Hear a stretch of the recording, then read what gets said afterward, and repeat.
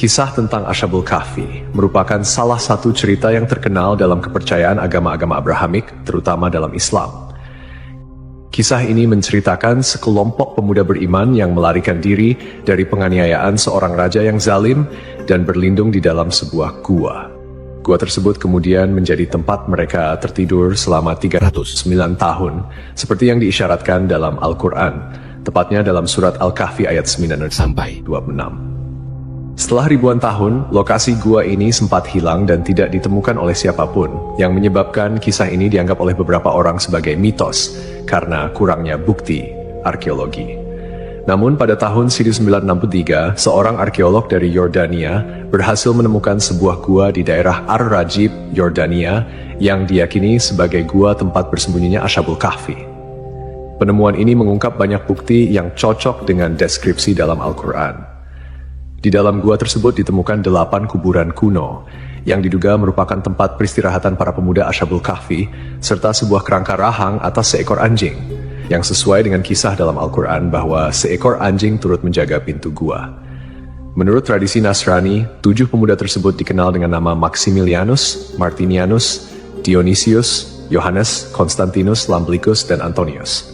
Sementara dalam Islam, nama-nama mereka tidak disebutkan secara spesifik dalam Al-Quran, namun beberapa ulama dan sejarawan menyebut mereka sebagai Martelius, Cassitius, Sidemius, Mixalmina, Mikaslimina, dan Tamliha. Terdapat juga seorang pemuda penggembala yang membawa serta anjingnya untuk menjaga mereka. Pemuda-pemuda ini merupakan penasihat atau pembantu seorang raja zalim bernama Dikianus atau Dikianus, yang dalam beberapa catatan sejarah dikenal sebagai Decius, seorang kaisar Romawi yang berkuasa pada abad ke-3 Masehi. Decius dikenal sebagai seorang penyembah berhala yang kejam, terutama terhadap mereka yang beriman kepada Tuhan yang Esa. Para pemuda ini melarikan diri dari ancaman hukuman mati yang dijatuhkan oleh sang raja karena mereka menolak untuk menyembah berhala dan tetap teguh pada keimanan mereka kepada Allah. Setelah tidur, para pemuda tersebut bangun dan mendapati bahwa keadaan dunia di sekitar mereka telah berubah. Orang-orang di sekitar mereka telah memeluk agama Tauhid dan kepercayaan kepada Tuhan yang Esa sudah tersebar luas. Bukti ilmiah dari penemuan gua ini memperkuat keyakinan akan kebenaran kisah Ashabul Kahfi. Penemuan arkeologis seperti kuburan kuno dan kerangka anjing di mulut gua sejalan dengan narasi yang terdapat dalam Al-Quran. Selain itu, penemuan ini juga menunjukkan bahwa kisah Ashabul Kahfi bukan sekadar mitos, melainkan sebuah peristiwa sejarah yang nyata, yang tercatat dalam literatur agama dan didukung oleh bukti-bukti fisik. Dalam Al-Quran, Allah Subhanahu wa Ta'ala berfirman mengenai jumlah mereka dalam surat Al-Kahfi ayat 22. Nanti ada orang yang akan mengatakan jumlah mereka adalah 3 orang, yang keempat adalah anjingnya, dan yang lain mengatakan mereka itu 5 orang, yang keenam adalah anjingnya sebagai terkaan terhadap barang yang gaib. Dan yang lain lagi mengatakan mereka 7 orang, yang ke-8 adalah anjingnya.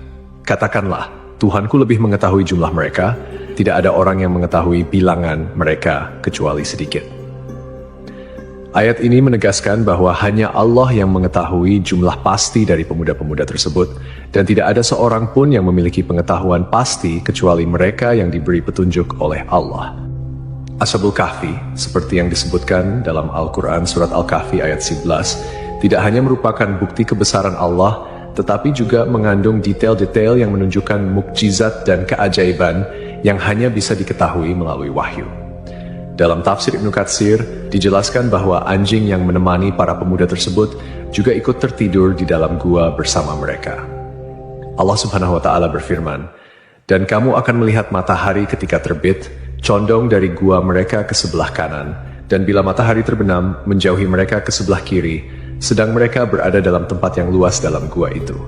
Itu adalah sebagian dari tanda-tanda kebesaran Allah. Barang siapa yang diberi petunjuk oleh Allah, maka dialah yang mendapat petunjuk. Dan barang siapa yang disesatkannya, maka kamu tidak akan mendapatkan seorang pemimpin pun yang dapat memberi petunjuk kepadanya. Para peneliti yang mempelajari gua ini menemukan bahwa celah masuknya sinar matahari ke dalam gua memang sesuai dengan deskripsi yang ada dalam Al-Quran. Celah gua di sebelah selatan mengarah ke barat daya. sehingga ketika seseorang berdiri di dalam gua pada waktu sore, sinar matahari akan bergerak ke arah kanan dan memberikan ruang untuk melihat pemandangan luar gua. Pada waktu siang hari, sinar matahari tidak masuk ke dalam gua, sedangkan saat matahari terbenam, sinar tersebut hanya sedikit dan sesaat memasuki gua. Fenomena ini sangat menakjubkan karena menggambarkan akurasi detail yang disampaikan dalam wahyu yang kemudian dibuktikan oleh penelitian modern. Selain itu, ditemukan pula tulisan dalam berbagai bahasa kuno di dinding gua yang mengisyaratkan tentang keesaan Tuhan. Ini menimbulkan pertanyaan besar, bagaimana mungkin Rasulullah Shallallahu Alaihi Wasallam bisa mengetahui detail kisah ini yang terjadi 5 abad sebelum kelahirannya dan sebelum turunnya Al-Quran? Jawabannya jelas, itu adalah wahyu dari Allah, menunjukkan bahwa Al-Quran adalah firman Allah yang mengandung kebenaran sejati. Meskipun ada perdebatan tentang lokasi pasti Gua Ashabul Kahfi, bukti historis, arkeologis, dan astronomis menunjukkan bahwa gua tersebut terletak di daerah Ar-Rajib, sekitar 13 km sebelah selatan kota Amman, Yordania. Beberapa sahabat Nabi Muhammad SAW seperti Ubaidah bin Al-Jarrah, Muawiyah bin Abu Sufyan, dan Ibnu Abbas pernah mengunjungi gua ini dan menyebutkan bahwa mereka melihat tulang belulang para penghuni gua. Bangunan di atas gua tersebut pada awalnya adalah sebuah gereja yang kemudian beralih fungsi menjadi masjid pada masa kekuasaan Islam. Di dalamnya terdapat pilar-pilar batu yang tidak sama tingginya, membentuk lingkaran yang diduga merupakan bangunan yang disebut dalam Al-Quran. Dan demikianlah kami pertemukan mereka dengan manusia, agar manusia itu mengetahui bahwa janji Allah itu benar, dan bahwa kedatangan hari kiamat tidak ada keraguan padanya.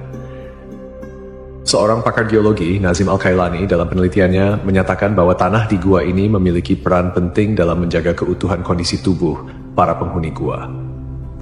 Tanah di kawasan Gunung Rakim mengandung karbohidrat, kalsium, magnesium, serta tumbuh-tumbuhan dan hewan yang jenuh dengan radium. Material ini mengandung unsur logam uranium yang berkilau dan menghasilkan sinar alfa, beta, dan gamma. Jenis-jenis sinar ini diketahui mampu mensterilkan dan menjaga kualitas kondisi daging serta tumbuhan dari kebusukan. Selain penjelasan dari sudut pandang teologis dan sejarah, beberapa ilmuwan juga telah mencoba memahami mengapa tubuh para pemuda Ashabul Kahfi tidak hancur meski tertidur selama lebih dari 3 abad. Dalam Al-Quran, terdapat petunjuk-petunjuk yang bisa menjadi dasar ilmiah untuk memahami fenomena ini. Allah Subhanahu wa Ta'ala berfirman dalam surat Al-Kahfi ayat 15, "Dan kamu mengira mereka itu bangun, padahal mereka tidur, dan kami bolak-balikkan mereka ke kanan dan kiri, sedang anjing mereka menjulurkan kedua lengannya di depan pintu gua." Surat Al-Kahfi. Dari ayat ini terdapat beberapa pelajaran yang bisa kita ambil, terutama terkait dengan bagaimana Allah menjaga tubuh para pemuda Ashabul Kahfi selama mereka tertidur. Salah satu cara yang dilakukan Allah adalah dengan membolak-balikan tubuh mereka, sehingga menghindari terjadinya ulcus decubitus atau pressure ulcer, yaitu luka yang disebabkan oleh tekanan berkelanjutan pada satu bagian tubuh. Jika seseorang berbaring dalam satu posisi dalam waktu yang sangat lama, aliran darah ke bagian tersebut bisa terhambat, yang akhirnya menyebabkan kerusakan jaringan karena kekurangan oksigen dan nutrisi. Dengan memutar posisi mereka secara berkala, Allah menjaga integritas tubuh mereka. Ibnu Katsir, seorang mufasir terkenal, juga menjelaskan dalam tafsirnya mengenai surat Al-Kahfi ayat 19 bahwa Allah dengan hikmahnya menjaga para pemuda ini dari sinar matahari yang berlebihan. Sinar matahari pagi yang lembut memberikan kehangatan dan sinar yang cukup untuk menjaga kondisi tubuh mereka tanpa menyebabkan kerusakan kulit akibat paparan sinar matahari yang terlalu lama. Ini sesuai dengan pengetahuan medis modern, First, yang menyatakan bahwa paparan sinar ultraviolet dari matahari dalam jumlah yang cukup penting untuk sintesis vitamin D dalam tubuh. Vitamin D berperan penting dalam metabolisme kalsium, yang penting untuk kesehatan tulang, sistem kekebalan tubuh, serta fungsi otot dan saraf. Namun, paparan sinar matahari yang berlebihan bisa merusak kulit dan menyebabkan penyakit. Dalam ayat yang sama, Ibnu Katsir juga menambahkan bahwa posisi gua yang terbuka ke arah utara memungkinkan sirkulasi udara yang baik, sehingga gua tersebut tidak menjadi lembab atau pengap. Ini juga memberikan petunjuk bahwa gua tersebut memiliki sirkulasi udara yang cukup untuk menjaga kesegaran di dalamnya. sehingga para pemuda itu tetap dalam kondisi yang baik meskipun tertidur dalam waktu yang sangat lama. Kemudian, dari sudut pandang ilmiah, penelitian lebih lanjut menunjukkan bahwa radiasi dan unsur-unsur mineral yang terdapat di tanah dan dinding gua dapat berperan dalam menjaga kondisi tubuh para pemuda.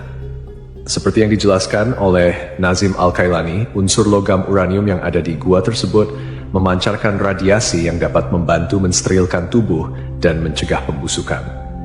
Ini adalah bukti lain dari kekuasaan Allah yang mengatur segala sesuatu dengan sangat sempurna.